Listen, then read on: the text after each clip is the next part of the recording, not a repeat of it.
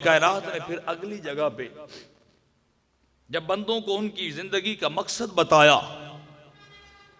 और ये बताना चाह कि तुम अल्लाह के करीब कैसे हो सकते हो, तुम अल्लाह वाले कैसे बन सकते हो, रब्बे कायनात का कुर्ब अगर तुम्हें मकसूद है तो मेरे महबूब की जुबान से सुनो, जो कुछ वो बताते जाएंगे वैसे तुमने करते जाना है, जैसे वो तुम्हें बताएंगे। तो रब्बे कायनात ने फरमाया मेरे हबीब तू ऐलान कर दे, कुल इन कुंतुम तुहिब्बूनल्लाह फत्तबिऊनी युहब्बिबकुमुल्लाह, अगर तुम अल्लाह से प्यार करना चाहते हो, अगर तुम अल्लाह के मुहिब होना चाहते हो, अल्लाह से अपना ताल्लुक जोड़ना चाहते हो, रब्बे कायनात के करीब होना चाहते हो, तो मेरे हबीब तू ऐलान कर दे फत्तबिऊनी, लोगों तुम्हें मेरी इत्तिबा करनी पड़ेगी, तुम्हें मेरे तरीके में चलना पड़ेगा, मेरी सुन्नत को अपनाना पड़ेगा। जब मेरे तरीके पे चलोगे और मेरी सुन्नत पे चलने वाले हो जाओगे,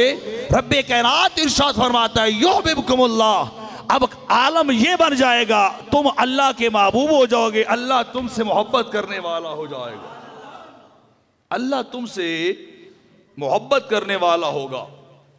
कब? फरमाया जब नबी के मुत्तबे बन जाओगे, जब उनकी सुन्नत पे चलने वाले बन जाओगे, तो मोमिनों की जिंदगी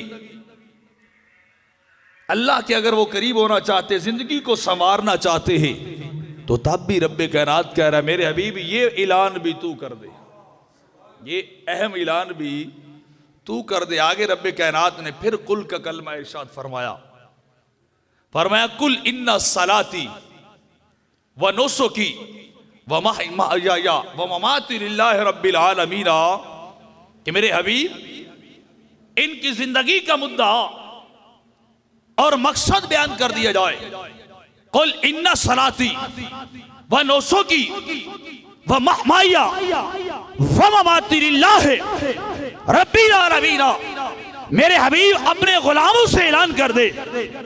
अपने गुलामों को ये बता दे कि रब्बे कायनात अपने हबीब की जुबान से ये कहलवा रहा है कि महबूब ऐलान कर दे इन्ना सलाती व नुसुकी,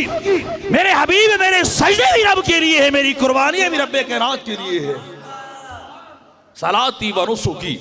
मेरे सजदे भी किसके लिए? बोलिए अल्लाह के लिए है। व नुसुकी, मेरी कुर्बानी भी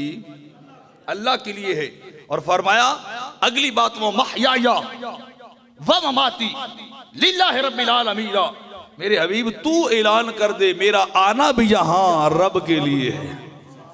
मेरा यहां से चले जाना भी